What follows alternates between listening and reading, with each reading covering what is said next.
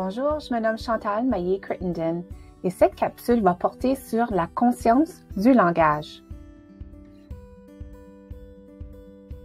Qu'est-ce que c'est au juste la conscience du langage? Bien, essentiellement, c'est la conscience qu'a un individu du fonctionnement du langage en tant que système et la manière dont le langage, en tant que construction sociale, est utilisé dans la société. La conscience du langage s'ajoute aux deux éléments essentiels à l'acquisition d'une langue minoritaire évoqués dans la capsule d'introduction, soit le vocabulaire et la sensibilisation. Que voulons-nous dire par système? Bien, tout simplement, le système d'une langue est composé de la forme, du contenu et de l'usage. La forme d'une langue réfère à sa phonologie ou les sons d'une langue, sa morphologie, soit la plus petite unité d'une langue qui a un sens, et sa syntaxe, donc l'ordre des mots dans une phrase. Le contenu implique le sens des mots ou la sémantique, et l'usage implique la pragmatique ou encore la langue en tant que construction sociale, donc toutes les règles sociales qui existent dans une communauté ou une culture. C'est un peu comme une multiplication.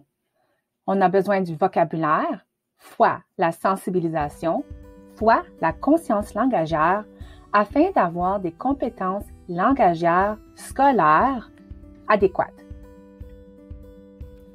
Comme toute multiplication, si l'un de ces éléments est égal à 0, bien, les compétences langagières scolaires ne seront pas adéquates. Donc, les élèves vont avoir de la difficulté à utiliser le langage afin de raisonner, prédire, estimer, réfléchir, faire des arguments, des textes d'opinion, etc. Selon Cummins, un chercheur canadien, il y a deux niveaux de compétences langagières lors de l'acquisition d'une langue seconde, soit les habiletés langagières interpersonnelles de base, soit les compétences cognitivo-linguistiques scolaires. Les habiletés langagières interpersonnelles de base se développent assez facilement chez les enfants. Ces habiletés permettent aux enfants de converser entre amis, de satisfaire leurs besoins primaires comme demander pour quelque chose à boire, aller aux toilettes, demander pour de la colle, etc. Les compétences cognitivo-linguistiques scolaires, elles, nécessitent un effort un peu plus soutenu de la part de l'enfant et des adultes dans son environnement. Ce sont des compétences qui permettent aux enfants de faire la synthèse d'un texte, d'analyser les composantes d'un mot, d'une phrase, d'un court texte, d'une directive complexe, etc.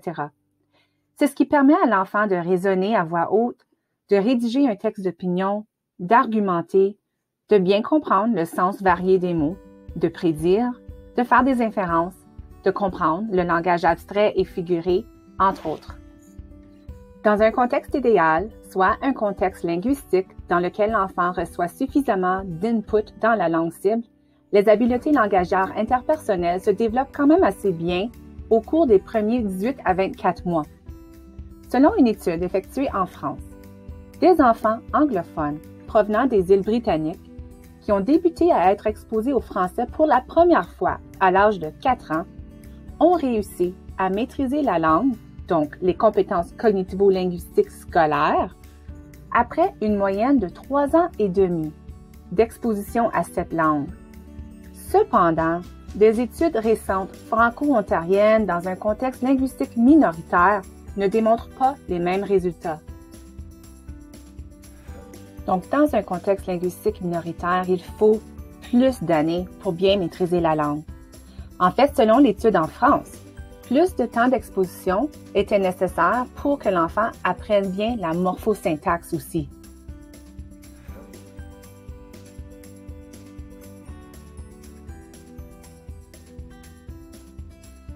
Sachant que l'exposition à la langue est un défi dans des contextes linguistiques minoritaires, les études ont montré qu'il est important de miser sur la conscience du langage et de faire un enseignement explicite de certaines notions morphosyntaxiques.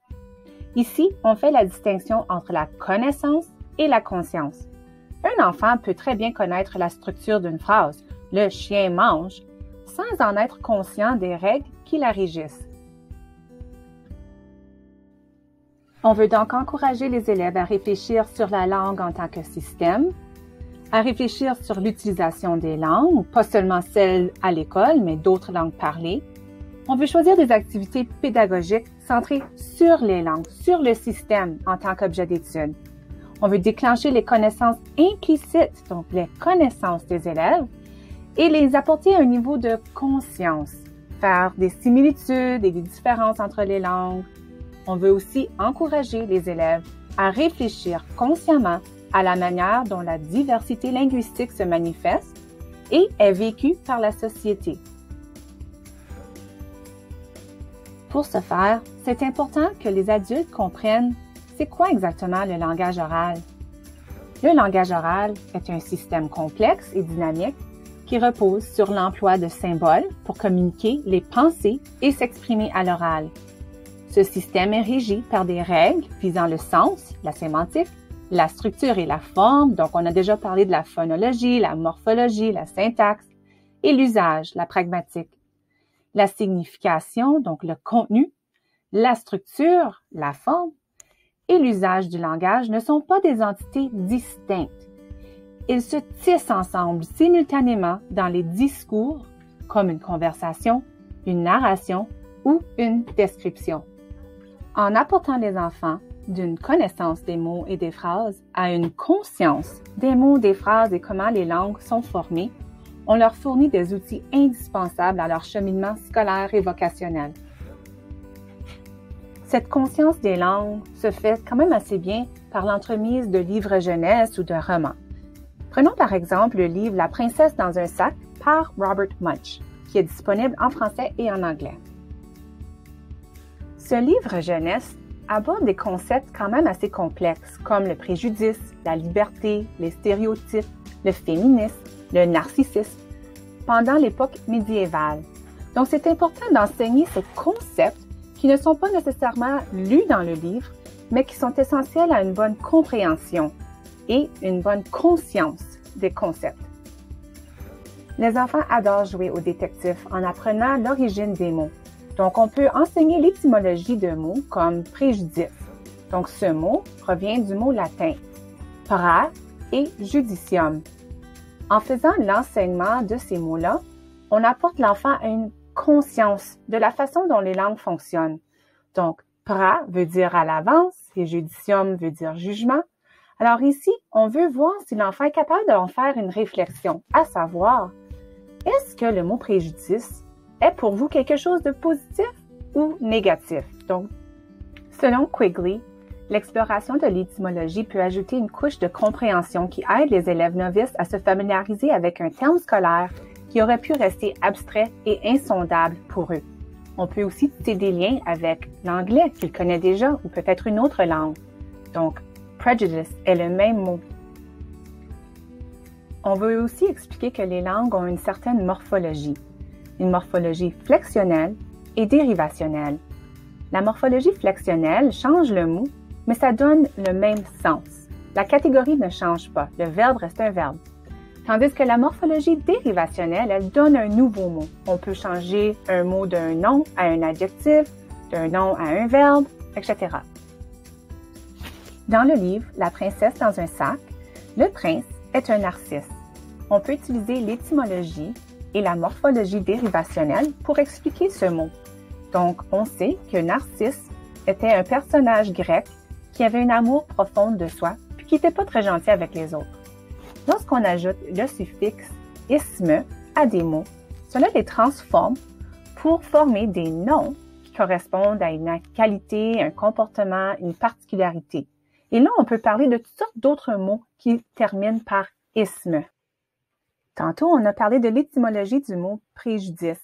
Mais là, on peut faire la morphologie flexionnelle du mot « préjugé ». Donc, expliquer comment, en ajoutant ou en changeant la terminaison, on va changer le temps du verbe. Donc, c'est encore un verbe, préjuger.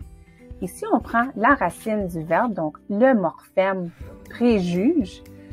On va pouvoir ajouter AIS, RAS, ONS pour le temps de verbe. Donc, préjuge plus un suffixe va changer le temps du verbe, mais pas le sens, ça reste toujours le mot préjugé. Et on peut faire la même chose en anglais ou dans d'autres langues aussi. Là, on a aidé les élèves à avoir une certaine conscience de l'étymologie des mots, de la morphologie dérivationnelle et flexionnelle. On veut aussi qu'ils aient une bonne connaissance du sens des mots. Donc, on peut les encourager à avoir des journaux de vocabulaire. Ceci a été abordé dans des capsules antérieures. Donc, prenons par exemple le mot féministe, parce que dans le livre, La princesse dans un sac, la princesse elle-même est féministe.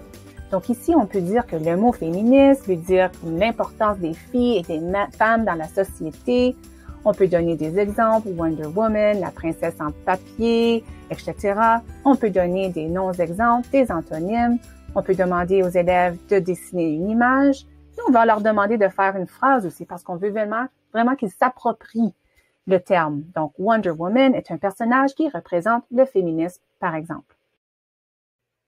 Alors, avec un livre jeunesse, on peut faire la conscience du langage. On peut faire la conscience des mots amis, donc féminisme, feminism, narcisse, narcissist. On peut faire la conscience des métaphores, donc le dragon est censé être quelque chose de fort, mais dans ce cas ici, il est vraiment faible. La princesse, elle est féministe. On peut faire la conscience de l'étymologie des mots, la conscience de la morphologie. On peut faire plein de différentes consciences pour aider les enfants à comprendre comment les langues fonctionnent. Pour les enfants un peu plus âgés, on peut faire le même exercice avec le livre Le Petit Prince par Antoine de Saint-Exupéry. Ce livre a été traduit en 361 langues, donc on peut vraiment aller à la recherche de quelques livres traduits dans différentes langues pour regarder comment les langues fonctionnent, regarder voir s'il y a peut-être des racines du mot qui se ressemblent, des racines du mot qui proviennent du latin, du grec, etc. Alors, on peut vraiment utiliser ces livres pour enseigner, encore une fois, l'étymologie, la morphologie, la sémantique, etc. L'important ici est d'enseigner des termes qui ne sont pas nécessairement rencontrés dans le livre. Alors, on veut enseigner des concepts comme préjudice, narcissisme, dépression, deuil, société, matérialisme, spécialisation, alcoolisme, probité, hallucination, l'époque de la guerre mondiale. Alors, pour que les enfants comprennent vraiment le livre, ce que l'auteur cherche à transmettre, il y a tellement de concepts qui sont évoqués qui ne sont pas nécessairement enseignés. Et encore là, on peut les enseigner, ces concepts-là, tout en faisant une étude approfondie de la langue pour apporter les enfants à atteindre un niveau de conscience des langues. On veut aussi aborder la syntaxe, soit l'ordre des mots dans une phrase. On peut faire ceci en jouant des activités amusantes. En voici une qui provient de la ressource « Le langage oral à portée de la main » appelée Méli-Mélo matinale. Donc, on peut prendre une phrase du livre Le Petit Prince et on fait une erreur par exprès. Donc, les grandes personnes, bien sûr, ne vous croiront. Ici, on veut que les élèves trouvent l'erreur. Donc, après quelques temps de réflexion, les élèves vont découvrir que c'est le mot « pas », la négation.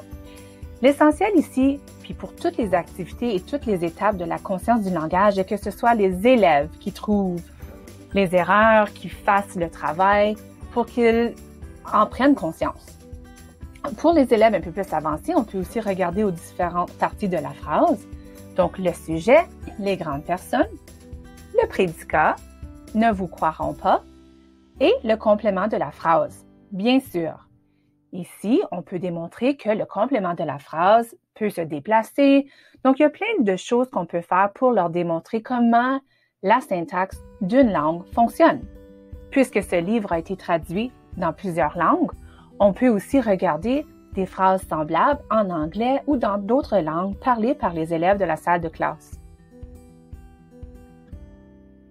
Les enfants aiment jouer le détective. C'est captivant pour eux. Alors, c'est important de ne pas seulement enseigner dans la langue cible, donc dans notre cas en français, mais enseigner la langue, les langues, comment les langues fonctionnent. C'est surtout important, comme je l'ai mentionné, pour les enfants qui apprennent une langue minoritaire. Donc, en somme, on veut enseigner aux enfants une conscience du système de la langue, la forme, le contenu, l'usage, et aussi sa construction sociale, donc comment on utilise les langues. et faire des liens entre les langues parlées. Donc, dans notre cas, le français, l'anglais, mais ça peut être d'autres langues, l'arabe, le mandarin. C'est très important de le faire. Pour terminer, faisons un retour sur notre multiplication. Pour bien développer des compétences langagères scolaires et les maintenir, il faut avoir un bon vocabulaire, il faut être sensibilisé aux enjeux face à l'enseignement ou à l'acquisition d'une langue minoritaire, et il faut une bonne conscience du langage. Cette capsule a surtout élaboré la conscience du langage, alors je vous invite à visionner les autres capsules sur ma chaîne YouTube qui abordent le vocabulaire et la sensibilisation. Merci encore pour votre attention. Les informations fournies dans cette capsule proviennent majoritairement du livre Closing the Vocabulary Gap, Mind the Gap par Alex Quigley et le livre ou la ressource pédagogique Le langage oral à portée de la main de la maternelle au cycle primaire